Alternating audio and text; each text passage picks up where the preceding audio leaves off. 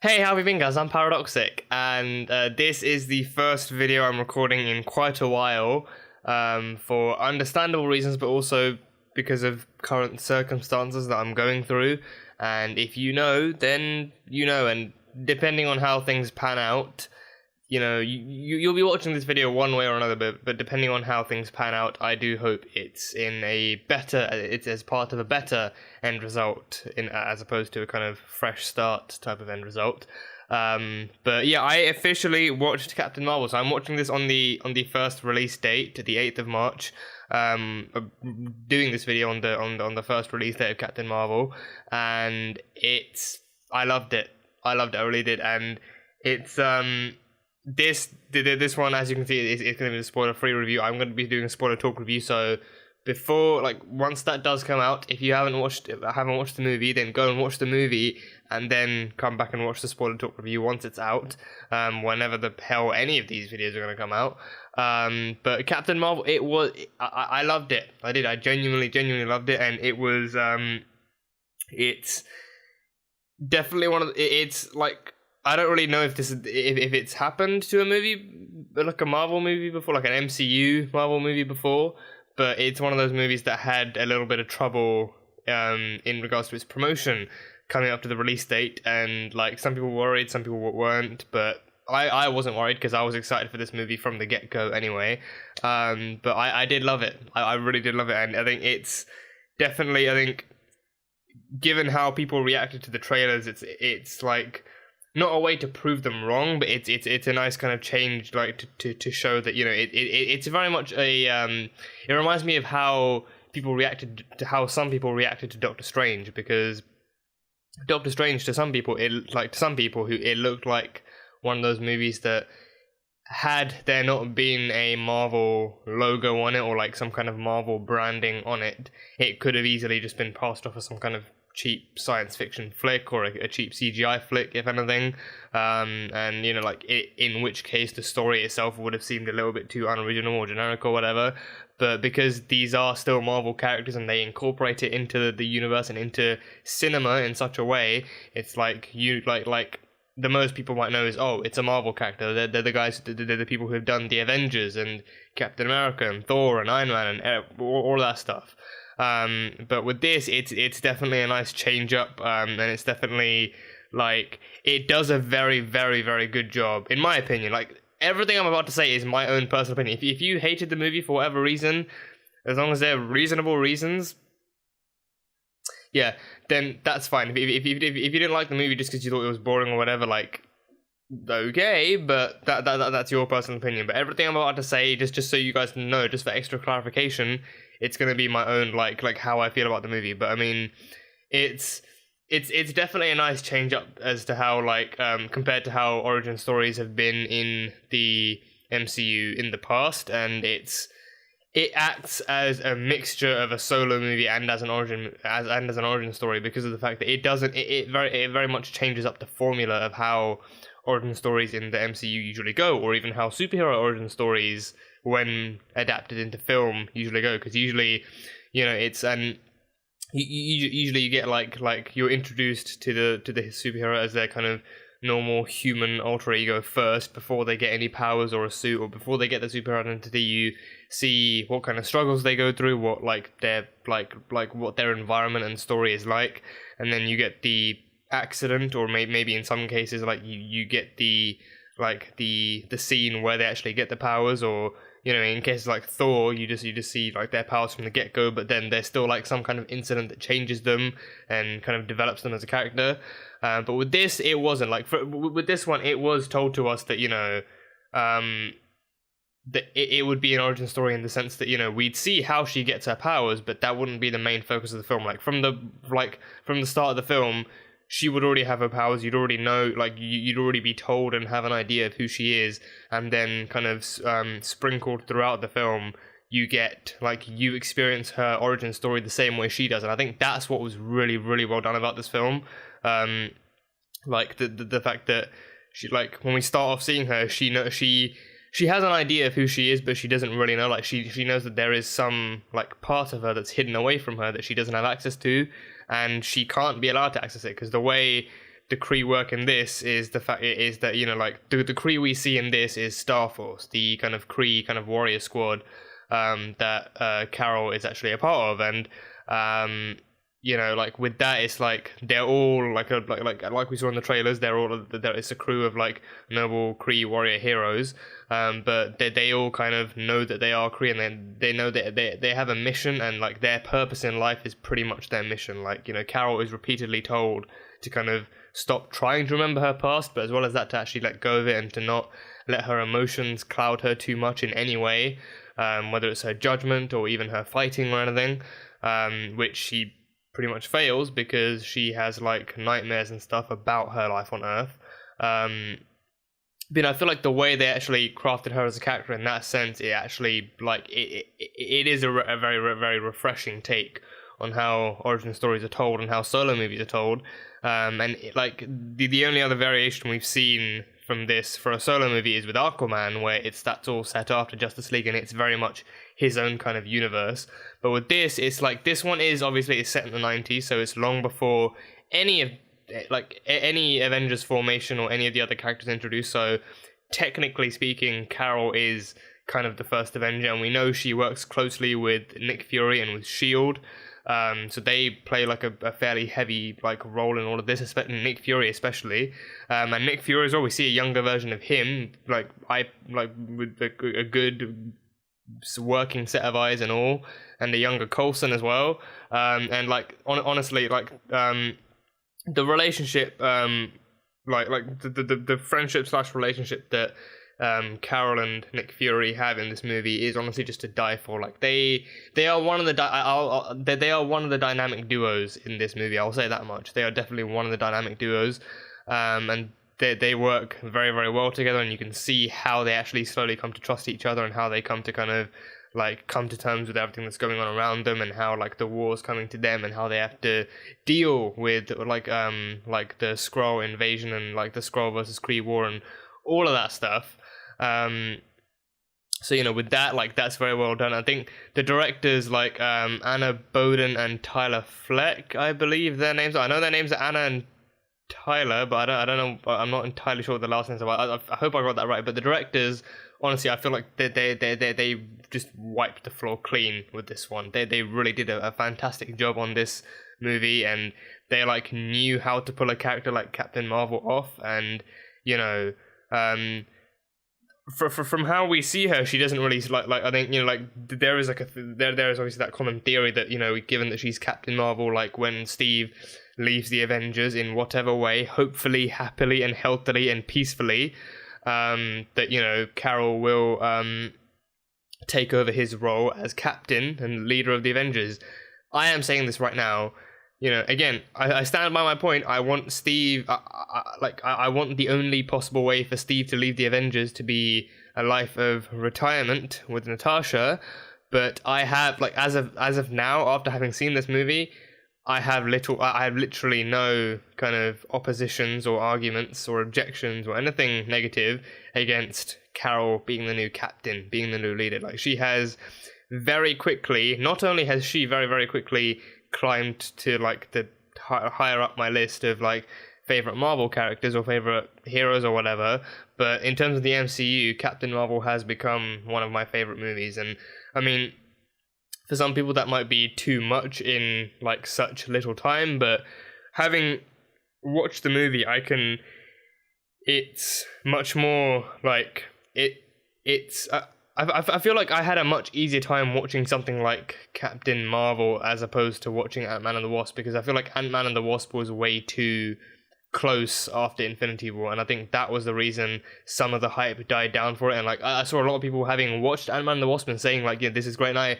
I still enjoyed it as a movie, but like I feel like release date wise, that was like just still too close after Infinity War, and like that was like Infinity War was a hard hitting universe changing movie. And then, you know, obviously we want to see where characters like Ant-Man and Hawkeye are. Hawkeye we'll see in Endgame, but with Ant-Man it's like, you know, it's too far after that. We know that, you know, it's going to be its own story, and again it was still a very good film, but it's like the majority of people are looking for its connection to Endgame, to Infinity War and as well as Endgame, and chances are that's not going to be the focus of the movie. Obviously, it's going to be on Ant-Man and like the Wasp and like their mission to find Janet. But with that, it was too close after. So with Captain Marvel, we know it's leading up to Endgame, and obviously Endgame, like in terms of Marvel movies, Endgame has the biggest hype throughout this year, even bigger than Captain Marvel and Spider-Man Far From Home combined. But with Captain Marvel, it's very much like I myself, I would say watch this before Endgame, because she's going to be a key to fighting Thanos. She's going to be a key to defeating Thanos once and for all. She's not going to be the main kind of powerhouse character. Like the Russos are smarter than that. They're not going to just let her completely like go like Super Saiyan on Thanos all alone or whatever. Like they're smarter than that. They're not going to make her like the final like Superman and Justice League style Hope. But she is going to be a key to defeating Thanos, and she's going to be a very important character in that sense. But I think story-wise as well, I feel like watching Endgame without having watched Captain Marvel is a little bit like watching Infinity War without having watched like Black Panther or something. Like Black Panther, you know, obviously not a character with a closer personal connection to Thanos and the Infinity Stone storyline, but is also like an important character to the plot, and Wakanda is an important part of the story as well. So in that sense, like character-wise, it's important to get to know Carol first before seeing her jumping into Endgame and doing her badassery as she is due. But yeah, I mean, with this, I was definitely a lot more comfortable watching this because I know Endgame is literally right around the corner, so I can enjoy this and also be hyped to see more of Carol in Endgame, and just like knowing how much of like how much she's actually developed, because she's developed very, very well throughout this movie. Because at the start she is kind of like a lot more sheltered and a lot more like kind of like not naive, but I think she's curious. I'd say she's a lot more curious about stuff that people around her think that she shouldn't be curious of, and I think that kind of develops in its own way throughout the movie as well. But you know, Brie Larson, like again, and as well as that, Brie Larson as Carol Danvers, I literally could not think of a better choice, because she literally blew me away that much. And as soon as the first trailer was released and we saw her just kind of like, for the most part with like blank facial expressions and no emotion or whatever, people said, oh great, it's just like, what is it, just going to be 2 hours of her just looking at the camera with like a poker face or something? Like, that is not the case with this movie. Let me and pretty much everyone else who's seen this movie put that to rest. That is not the case. She's not just a block of wood or cheese or whatever else you can come up with. She's not just a blank slate. She proves with this movie that she can pull off a character like Captain Marvel. She can handle drama and humor and action and pretty much any other genre that you can actually throw at her. She can handle it very, very well. And I think she has very, very quickly and very, very easily embodied that kind of that role of Captain Marvel. And like, you know, it's very much like, in terms of casting choices, like physically as well as like with her lines and with everything else, and with her acting ability, she has very quickly kind of become Captain Marvel. She has become Carol Danvers, and she handled that role well. And she's like, there are like times when she reminds you, or at least for me, that there were times when she reminded me of other characters in the MCU, but I could still tell at the end, that's Carol Danvers. That is Captain Marvel. That is who she is. Like, it's not just, oh, she's another version of this, or she's another version of that. Like, that is Captain Marvel. Like, that is who she is, and we're gonna see more of her in future MCU movies. Like, that is like how well they handled her scenes and her like kind of interaction with other characters. And like how she kind of progresses as a character throughout her story, and like discovering stuff and kind of like making like becoming this whole new person essentially. But yeah, again, Brie Larson, just a fantastic choice, just on point. But yeah, so like I think like the origin story thing, like it's a very nice kind of take on it, because you know, with her like with her powers especially, I feel like going again, I think like showing how she gets her powers from the get-go, I feel like that would be a bit too much as well. Like showing her having gotten used to her powers and then like showing flashbacks of how she got her powers afterwards it's, you know, it offers a new kind of perspective on it, like showing how she's kind of gotten used to it, because even when you see her with her powers, she doesn't get to use all of them all the time, for an arguably good reason. Like in the end, you discover why it's a not so good reason, but in the beginning, it's like this kind of makes sense, but given like, you know, like how it turns out in the end, it's like you wish that she would have actually used her powers more, and like she would have actually had that kind of revelation more, but at the same time, she was misled on a whole bunch of shit. So, you know, that does make sense. But this was a very, very good way to pull off a solo movie as well as an origin movie, and I am very much looking forward to seeing how she plays out as a character with the other Avengers in Endgame.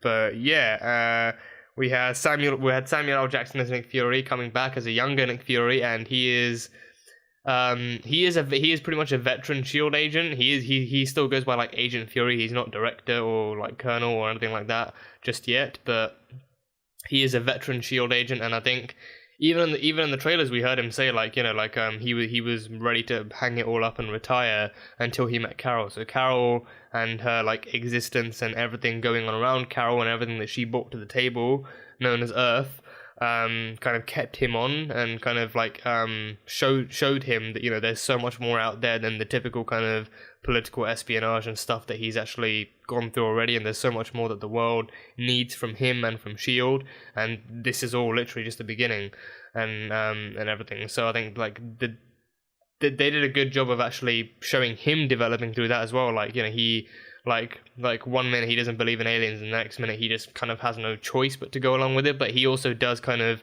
go along with it so that he can actually fix the situation in the end as well. And you know, him and Carol get along very nicely. I will say that him and Carol get along very nicely, and I think, you know, it's like, you know, obviously, like when the press tour for the film starts, you get all these different cast interviews, and you see how the cast actually interact with each other, and or off camera as well as on camera as well. And you see that stuff in the bloopers. But with Samuel L. Jackson and Brie Larson, you see just how kind of like they like on and off camera they do have a very kind of best friend kind of level chemistry. They're like going on, and like they are really quite chummy, and they get along very, very well, and that translates across onto the camera. Everyone, I think part of that, I mean, not to say that Samuel L. Jackson himself isn't a cool guy, he's obviously one of the coolest guys in Hollywood, but I think Brie Larson as well, she as a person is like just seems very easy to get along with, judging from like the press tours and stuff, and how she like talks about other actors and how she interacts with other actors, and you know, because of that she is like she seems like an easy person for them to get along with, and because of that, their chemistry translates from behind the camera very, very easily in front of the camera, and you can see just how well the scenes and how well the dialogue flows, and like the timing of everything, like the delivery of every line between them is just perfect. And like, you know, for someone who is part human, like who is only part human, he does bring out, like I would say he brings out the human side of her very well, you know, in very, very like majorly humorous ways, but also in some kind of dramatic and like more serious ways at some points as well. But you know, that's actually something else I want to talk about. Like the balance of humor and drama in this film was actually really like nicely done, and I think the humor in this film is especially well done because it like humor is like one of like wit and charisma and sarcasm, like those are like three of, well, just a few even of Carol's kind of main kind of personality traits. Like she is a very, very witty and kind of sarcastic like woman, and like that kind of stuff, it reminds me of like Tony Stark, like the charisma and the sarcasm and the wit. Like it reminds me of Tony, but it's like I don't look at her and see, oh look, it's just a blonde female Tony. Like I look at her and see, like, say, oh yeah, that's Carol Danvers.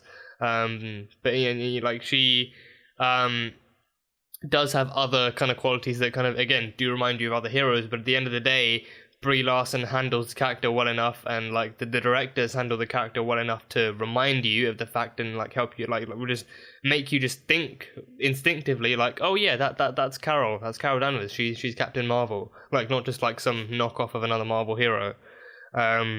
But yeah, there's that, and I think the Skrulls and the Kree were the main kind of alien races in this film, and like I'll be honest, I did read a few Captain Marvel comics before having gone to see this film, and the ones I did read were not origin stories. They were not origin stories for Captain Marvel because I couldn't find the very very original stories for Carol Danvers. Like the ones I did read, they had those kind of brief kind of summaries of how Carol Danvers became Captain Marvel, but they were never focused on that. They were her solo stories, but they were not her origin stories. So I feel like that, like in that sense, I was kind of like a bit more blinder than I would have liked to be, like in terms of actually comparing how she is in the movie to like her comic book counterpart. But I feel like for the most part, like and judging from reviews that I read after I saw the film anyway, they did actually handle like the comic book resemblance very very well, like character wise and costume wise especially. And the costume as well, yeah, the green is just because she's a Star Force. Like the color change does happen. Like the green is just while she's actually a part of the Star Force thing. And then she does actually change it to the classic like red and blue and gold star one. So that was a very very nice scene to actually see play out. But yeah, so like the origin story, I mean, the one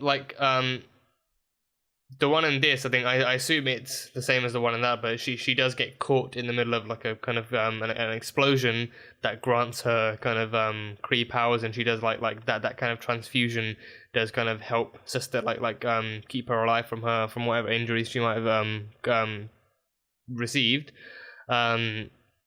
But then they do kind of take her back and like turn her into this Kree warrior that they want her to be emotionless and like just like take away any memories of her past that might make her emotional.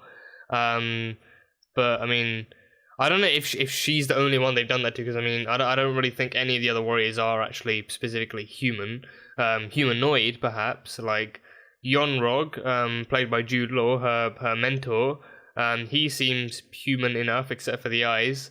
And Korvath as well, we see him.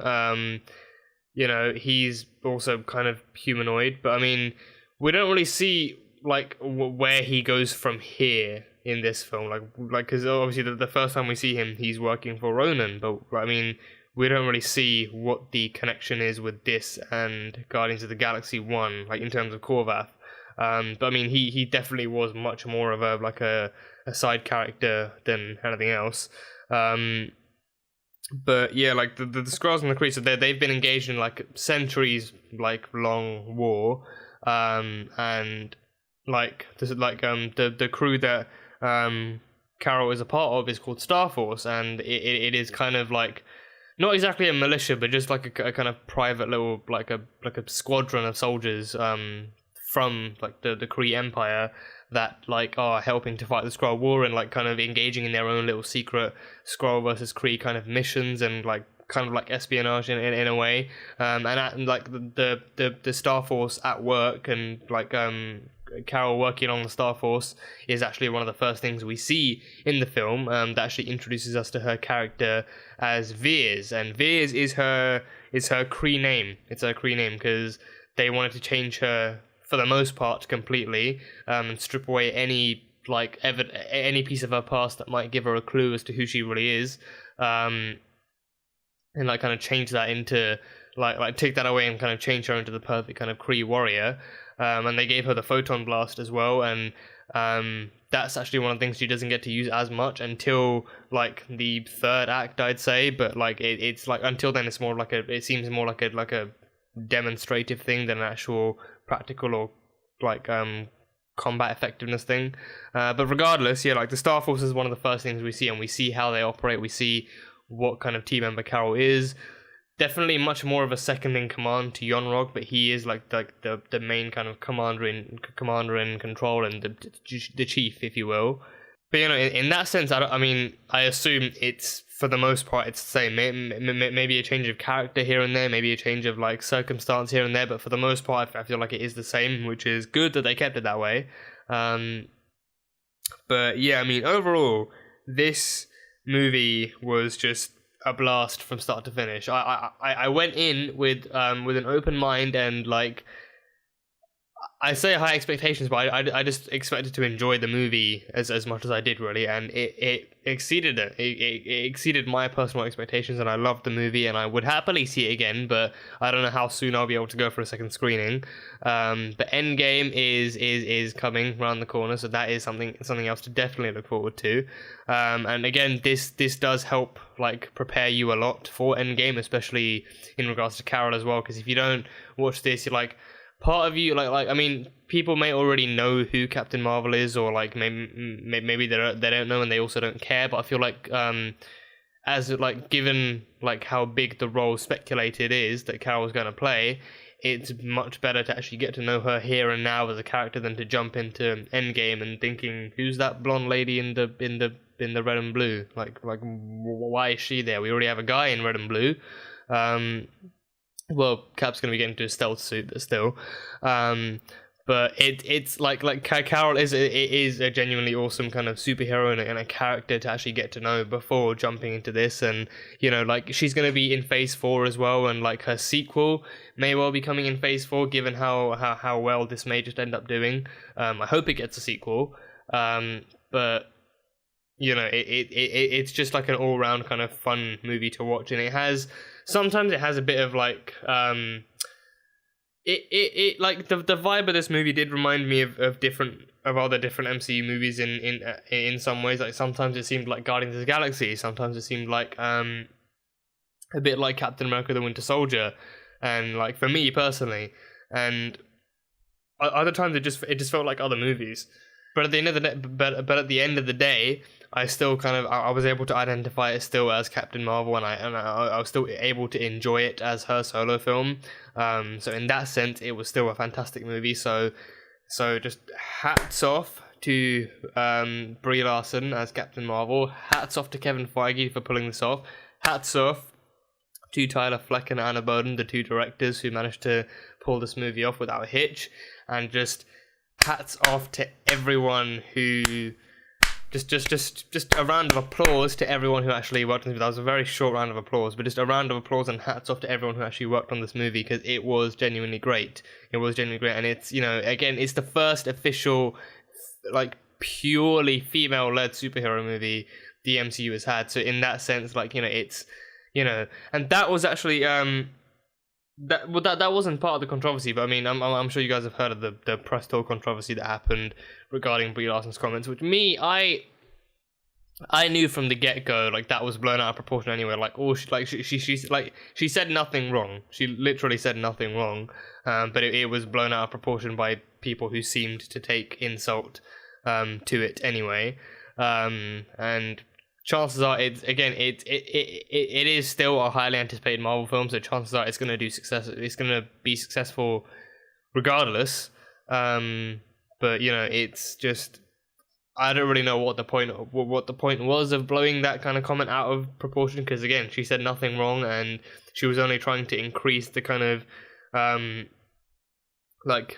increase the diversity of the kind of reception that the movie was going to get. But apparently that was a bad thing.